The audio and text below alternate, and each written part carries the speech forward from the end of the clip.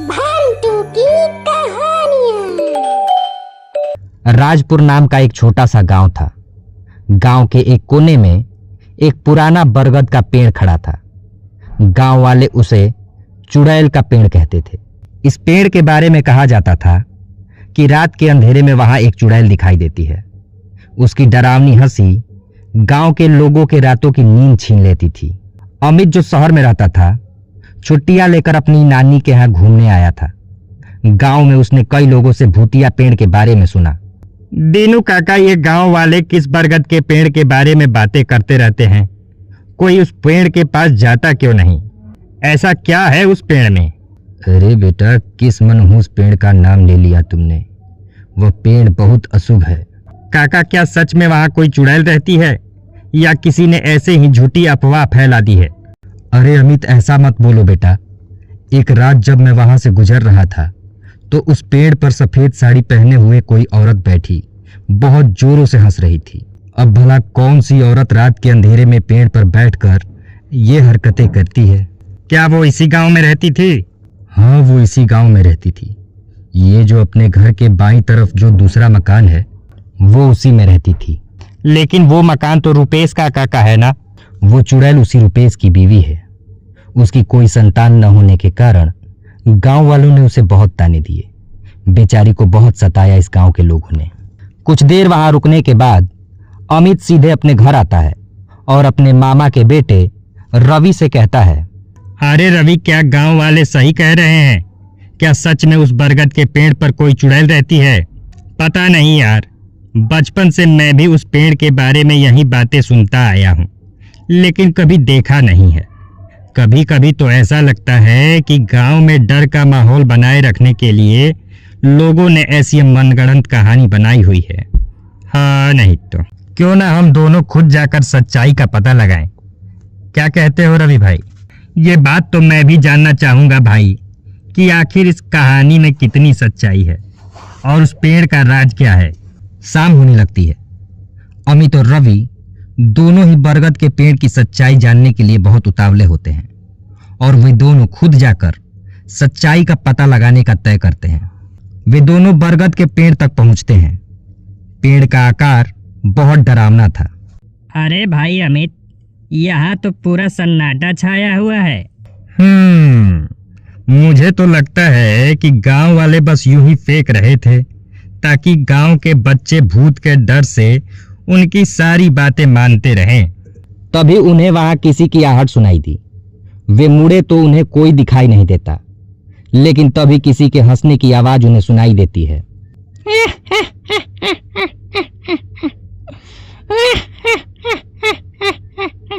पेड़ से किसी औरत की डरावनी हंसी गूंजी तो दोनों की हवा टाइट हो गई। दोनों गांव की तरफ भागे। पीछे से किसी के पैरों के घसीटने की आवाज आती रही। रात भी हो चुकी थी। वे गांव के चौपाल तक अगर तेजी से नहीं भागते तो उन्हें दिल का दौरा ही पड़ जाता। चौपाल पर पहले से ही दीनू काका और मदन बैठक जमाए हुए थे। दीनू काका, हमने उसे देखा, वो सच में वहां है। मैंने कहा था तुम दोनों से, अब वो तुम दोनों का पीछा करती रहेगी। तो अब क्या किया जाए? कुछ ना कुछ तो करना पड़ेगा। इस चुड़ैल से बचने का कोई तो उपाय होगा। उपाय तो अब केवल तांत्रिक ही बता सकता है। कल सुबह ही किसी तांत्रिक के पास जाकर उसका उपाय करना होगा।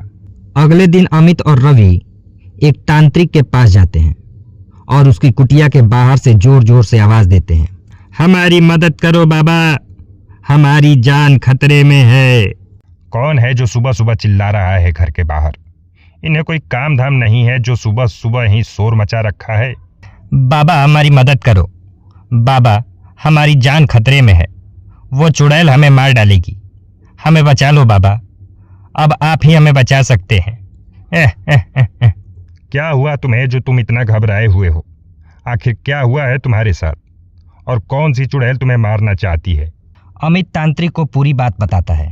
अरे नहीं, ये तुम दोनों ने क्या कर दिया बेवकूफो।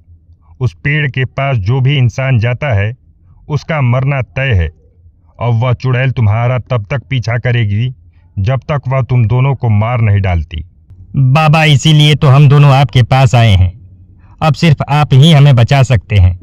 अब तुम दोनों के पास बचने का एक ही उपाय है कि तुम दोनों आने वाले मंगलवार को मेरे पास आना। मैं मंत्रों के द्वारा तुम दोनों के शरीर को संरक्षित कर दूंगा, जिससे वह चुड़ैल तुम दोनों को छू भी नहीं पाएगी। रात हो जाती है। अमित और रवि अपनी कमरे में परेशान बैठे हुए थे। तभी अमित की नानी उमा कमरे में आती है और उन्हें परेशान देखकर उनसे पूछती है, अरे तुम दोनों इतने परेशान क्यों लग रहे हो? क्या हुआ, बताओ मुझे। उमा के बहुत जोर देने पर वे दोनों उसे सब कुछ बता देते हैं। ये तो बहुत बुरा हुआ बच्चों, लेकिन तुम दोनों चिंता मत करो और जैसा बाबा ने बताया है वैसा ही करो। लेकिन नानी, मंगलवार आने में तो अभी 2 दिन का समय है। अब इन 2 दिनों में वो चुड़ैल क्या करे किसे पता। अरे बेटा घबराओ नहीं, मैं काशी से पवित्र गंगा जल लेकर आई थी, वो तुम दोनों अपने पास ही रखो। और जब भी वह चुड़ैल तुम दोनों को सताने की कोशिश करे तो उस चुड़ैल पर वह गंगा जल छिड़क देना। दूसरी तरफ रात में वह चुड़ैल उस तांत्रिक के घर पहुंचती है। तांत्रिक सो रहा होता है। अरे ओ तांत्रिक, उठ और देख, तेरी मौत तेरे सामने खड़ी है। चुड़ैल की आवाज सुनकर तांत्रिक उठ जाता है। अरे ओ चुड़ैल, तेरी इतनी हिम्मत कि तू मेरी कुटिया में प्रवेश कर गई। तो रुक, मैं तुझे अभी बताता हूँ कि किसकी मौत सामने आई है। तांत्रिक कुछ कर पाता उससे पहले ही वह चुड़ैल उस तांत्रिक की गर्दन पर अपने दांत गड़ा देती है और उसका खून चूसकर उसे मार डालती है। बड़ा आया था उन दोनों को बचाने, खुद को तो बचा ही ना सका। उसके बाद वह चुड़ैल वहां से गायब हो जाती है। सुबह होते ही अमित और रवि तांत्रिक से मिलने उसके घर पहुंचते हैं। उसकी कुटिया के बाहर से आवाज लगाते हैं, बाबा, अरे ओ बाबा, बाहर आइए। जब अमित के कई बार आवाज लगाने पर भी कुटिया के अंदर से कोई उत्तर नहीं मिलता तो दोनों कुटिया के अंदर चले जाते हैं। अंदर जाते ही उनके पैरों तले जमीन खिसक जाती है। तांत्रिक जमीन पर मरा पड़ा था। अरे बाप रे बाप, ये क्या हो गया? इस तांत्रिक बाबा को किसने मार डाला?